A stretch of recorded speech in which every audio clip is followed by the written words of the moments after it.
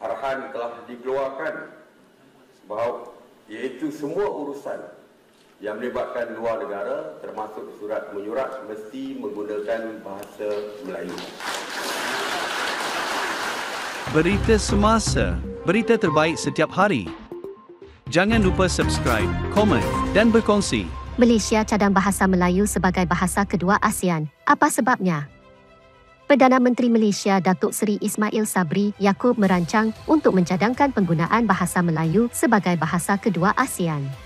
Ismail berkata, selain Malaysia, bahasa Melayu telah digunakan sebagai bahasa pengantar di beberapa negara seperti Indonesia, Brunei, Singapura, Selatan Thailand, Filipina dan sebahagian Kemboja. Jadi tidak ada alasan kita tidak boleh menjadikan bahasa Melayu sebagai salah satu bahasa rasmi ASEAN.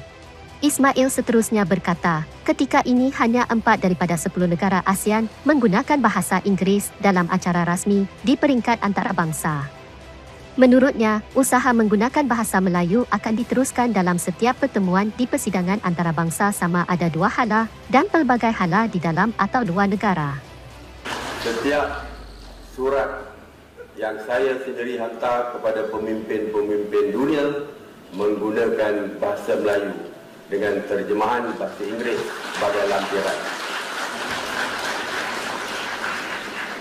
Saya juga telah memulakan rundingan 2 hala dengan menggunakan bahasa Melayu. Tidak ada cacatnya perundingan tersebut dengan penggunaan bahasa Melayu. Seterusnya, Ismail Sabri Yaakob melawat Indonesia untuk bertemu Presiden Jokowi. Beliau bertemu dengan Presiden Indonesia Jokowi. Selepas pertemuan itu, PM Malaysia menyatakan Jokowi turut menyokong memperkasakan bahasa Melayu.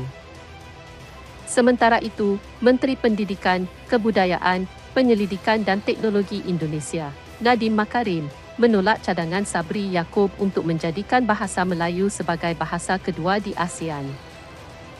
Sebagai Menteri Pendidikan dan Kebudayaan, Penyelidikan dan Teknologi, sudah tentu saya menolak cadangan itu.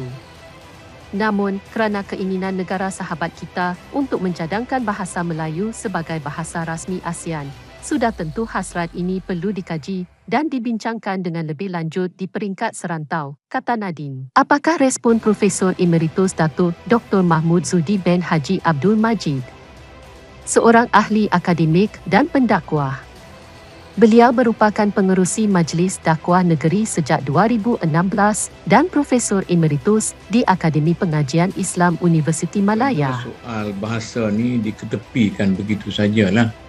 Mungkin oleh kerajaan pada waktu itu, mungkin kerajaan pada waktu ini telah memberi perhatian. Tapi tiba-tiba saja dalam keadaan bahasa Melayu di negara ini ada masalah dari segi penerimaan masyarakat umum dan tidak sangat dibantu oleh kerajaan, terutama sekali Kementerian Pendidikan dan sebagainya. Tiba-tiba saja keluar isu nak mengantarabangsakan. Jadi macam pelik lah sikit. Jadi tempat yang tak sampai itu nak digaru. Tempat yang gatal tapi mudah sampai itu tak digaru sangat. Kemudian telah timbul pula bantahan daripada Indonesia. Yang saya bimbangnya, bila kita berdebat dengan Indonesia, maka akan lahirlah juga satu suara daripada orang lain. Rupa-rupanya bahasa Melayu ni bukan bahasa orang Malaysia, bahasa orang lain juga. Jadi mengapa kita bertekan sangat? Ini cerita lain. Di Indonesia pun akan lahir isu. Terima kasih kerana menonton.